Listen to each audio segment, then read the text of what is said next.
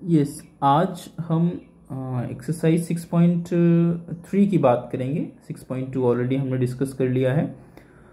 मैंने आपको बताया भी था कि 6.2 में कैसे आपको प्रत्येक क्वेश्चन को सॉल्व करना है और इसके एग्जांपल्स भी हमने डिस्कस किए थे। सो आज हमें एक्सरसाइज 6.3 के कुछ एग्जांपल्स और उसकी एक्सप्लेनेशंस जो दी गई हैं उसके बारे में हमें डिस्कस करना है। तो चलिए स्टार्ट करते हैं। स्क्वायर रूट्स क्या होते हैं? जैसे मान लीजिए एक पर्टिकुलर नंबर आप 4 का स्क्वायर करते हैं। 4 का स्क्वायर यहाँ पर आप करते हैं 16, ठीक है। तो इसका उल्टा प्रोसेस, इसका ऑपोजिट प्रोसेस जो है स्क्वायर रूट कहलाता है। अगर मैं कहूँ 16 का स्क्वायर रूट आप निकालिए, ठीक है, तो क्या हो जाएगा 16 का स्क्वायर रूट 4। इट मीन्स अगर जो है 16 का स्क्वायर रूट अगर हम निकालें तो यह आ जाएगा 4 के इक्वल, ठीक है। स्क्वायर रूट का जो प्रोसेस होता है प्यारे बच्चों, वो स्क्वायर से ऑपोजिट होता है। स्क्वायर का मतलब सेम नंबर को बार बार मल्टीप्लाई कर देना, 2 बार मल्टीप्लाई कर देना, वो स्क्वायर हो जाता है और इसकी उल्टी प्रक्रिया को स्क्वायर रूट कहा जाता है। चलिए देखते हैं आगे। The side of square is a square, that is a square. अगर मान लीजिए किसी स्क्वायर की साइड ए है तो उसका जो एरिया हो जाता है that is the A square. और आपको ये भी पता है कि जो एक राइट एंगल ट्रायंगल होता है उसमें हाइपोटेन्यूज का square is equals to the height का स्क्वायर प्लस बेस का स्क्वायर, ठीक है। इसे पाइथागोरियन ट्रिपलेट्स भी या पाइथागोरियन थ्योरम कहते हैं। आपको पढ़ाया भी गया है पहले। पाइथागोरियन थ्योरम क्या होती है कि पाइथागोरियन थ्योरम में हाइपोटेन्यूज का square is equals to sum of the height का स्क्वायर प्लस बेस का स्क्वायर, ठीक है। तो यहाँ पर ये आपको बताया गया है, ठीक है। चलिए चलते हैं आगे। इसी तरह सेम एप्लीकेशन आप इस जो है ट्रायंगल में भी लगाएंगे। 5 का square is equals to x का स्क्वायर प्लस 3 का स्क्वायर, और यहाँ से हम एक्स की वैल्यू कैलकुलेट करेंगे that is the 16। X square जो है वो 16 आ जाएगी, फिर एक्स की वैल्यू जो आएगी वो 4 आ जाएगी, ठीक है। तो ये भी बच्चों यहाँ पर भी पाइथागोरियन ट्रिपलेट्स जो है पाइथागोरियन थ्योरम का यूज़ किया गया है और पाइथागोरियन थ्योरम यूज़ करके हम एक्स की वैल्यू जो है ईजिली कैलकुलेट कर सकते हैं, ठीक है। फाइंडिंग स्क्वायर रूट्स, आगे हम देखते हैं। The inverse opposite operation in addition of the subtraction is inverse operation of multiplication is division. यानी एडिशन का इनवर्स है सब्ट्रैक्शन, मल्टीप्लिकेशन का इनवर्स है डिवीजन। इसी तरह स्क्वायर का इनवर्स जो है, स्क्वायर रूट जो है स्क्वायर का इनवर्स है। चलिए 1 का square 1, therefore the square root of 1 is 1। 2 का square 4, therefore square root of 4 is 2। 3 का square 9, therefore square root of 9 is 3। कहने का मतलब प्यारे बच्चों कि हम कुछ भी नहीं कर रहे हैं, हम सिर्फ ऑपोजिट कर दे रहे हैं किसका, जो प्रक्रिया हमने स्क्वायर करने में अपनाई थी। जैसे 3 इंटू 3 मान लीजिए 9 है, इसको 3 इंटू 3 लिख सकते हैं, दैट इज द 3 का स्क्वायर। अब मैं कहूँ 9 का रूट निकालना है मुझे, तो ये 3 के इक्वल आ जाएगा, यानी वही नंबर आएगा जिसको 2 बार मल्टीप्लाई किया गया है। चलिए चलते हैं आगे। इसका सिंबल जो है वो ये है, that is this is the symbol of the square root. ये एक स्क्वायर रूट का सिंबल है। और इसमें एक बात और ध्यान देने वाली बात है, चाहे हम -2 को 2 बार मल्टीप्लाई करें या +2 को, जो हमारे पास 4 आएगा। अगर -2 इंटू -2 करते हैं तब भी 4 आता है, 2 इंटू 2 करते हैं तब भी 4 आता है। तो इसका क्या मतलब है? इसका मतलब ये है कि जो 4 का स्क्वायर रूट होगा वो +2 भी हो सकता है और -2 भी हो सकता है। चलिए चलते हैं आगे। यहाँ पर कुछ जो है स्टेटमेंट्स दिए गए हैं, और जैसे 2 का स्क्वायर 4, 4 का स्क्वायर रूट 2, इसी तरह 4 का स्क्वायर 16, 16 का स्क्वायर रूट 4, है ना। 8 का स्क्वायर 64, 64 का स्क्वायर रूट 8, ठीक है। तो ये स्क्वायर की जो ऑपोजिट प्रोसेस है उसको स्क्वायर रूट कहते हैं, ठीक है।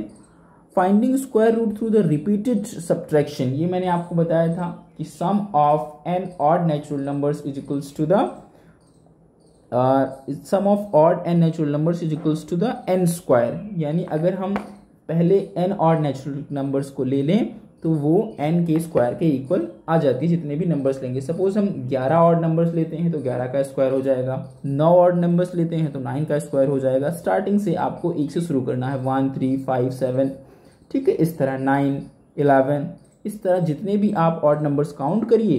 जैसे मान लीजिए 10 हैं तो 10 का स्क्वायर कर दीजिए, ठीक है। तो ये आपको यहाँ पर बताया गया है। चलिए रूट ऑफ 81 इज 9, ठीक है। Finding square root through prime factorization. Prime factorization आपने सीखा होगा पिछली क्लासेस में कि प्राइम नंबर्स क्या होते हैं, ठीक है, जो खुद से डिविजिबल हों या फिर एक से डिविजिबल हों, उनको प्राइम नंबर्स कहा जाता है। तो 6 को हम कैसे प्राइम फैक्टराइज कर सकते हैं, 6 को 2 इंटू 3 लिखा जा सकता है, ठीक है।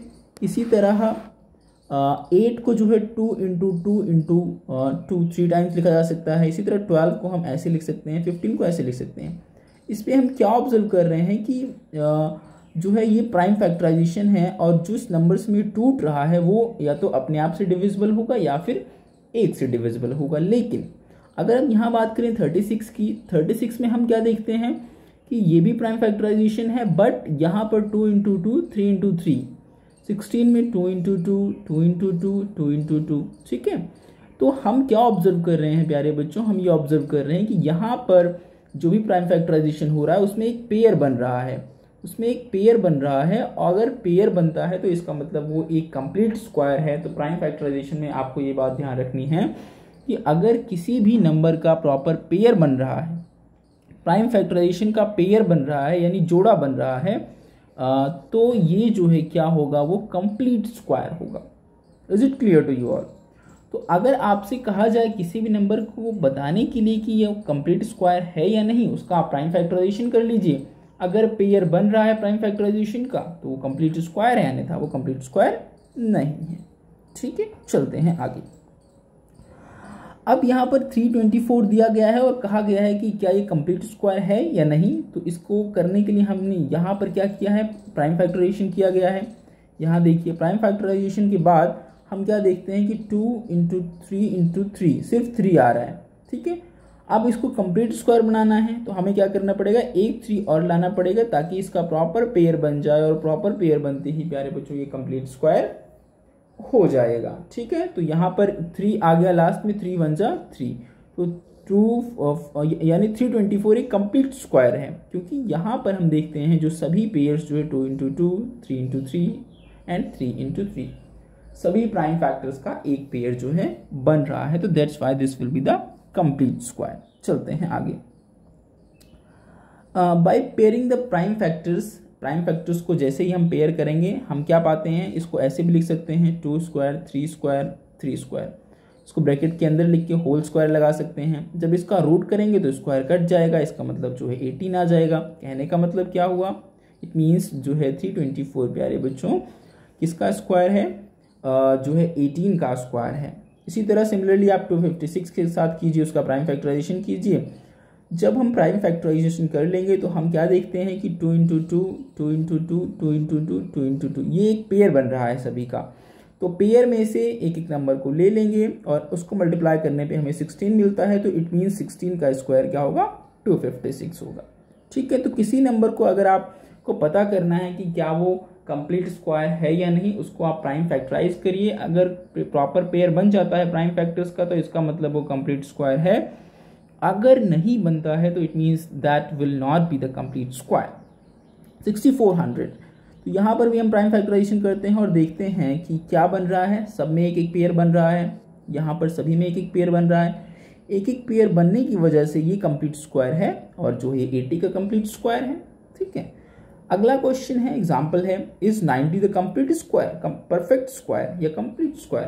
तो आप इसका प्राइम फैक्टराइजेशन करेंगे। जैसे ही प्राइम फैक्टराइज करिएगा आप देखेंगे कि यहाँ 2 का कोई पेयर नहीं है, 3 का पेयर है बट 5 का कोई पेयर नहीं है, तो it means this will not be the complete square, ठीक है।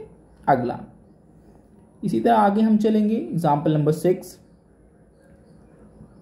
ये आपको एक नंबर दिया गया है और 2352 बताना है क्या ये कंप्लीट स्क्वायर है। तो यहाँ पर हम देखते हैं 2 का पेयर बन रहा है, 2 का पेयर बन रहा है, बट 3 का पेयर नहीं बन रहा है, 7 का पेयर बन रहा है, तो ये कंप्लीट स्क्वायर नहीं होगा। और आपसे ये भी पूछा जा सकता है कि किस नंबर से हम, किस स्मॉलेस्ट प्राइम नंबर से हम इसको मल्टीप्लाई करें ताकि ये परफेक्ट स्क्वायर बन जाए।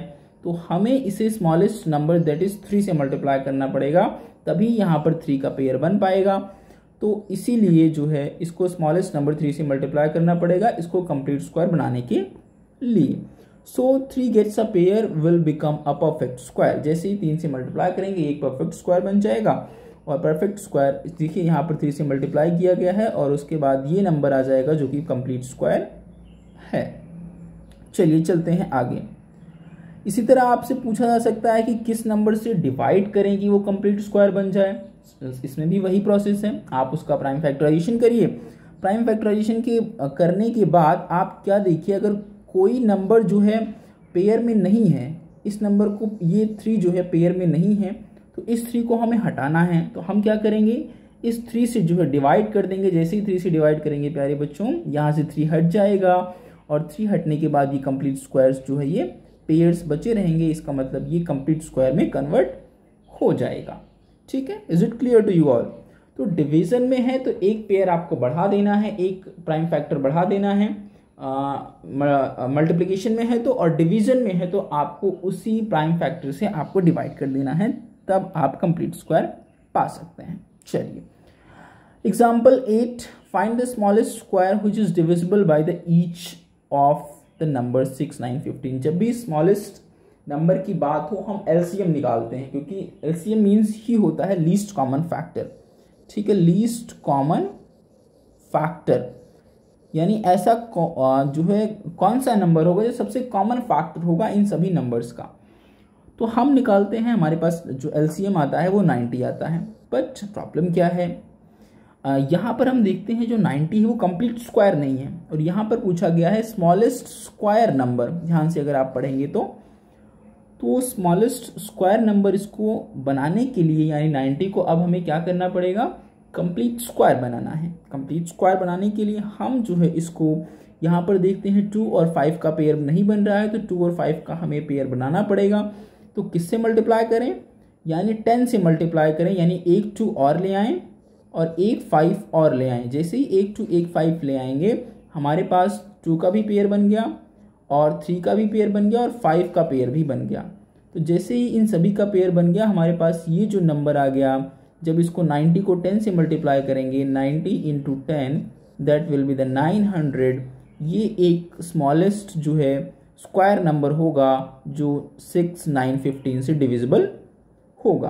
तो आपको क्या करना है, एलसीएम निकाल लेना है, फिर उसको परफेक्ट स्क्वायर में चेंज कर देना है। That will be the perfect square number which will be divisible by the given number 6, 9, 15।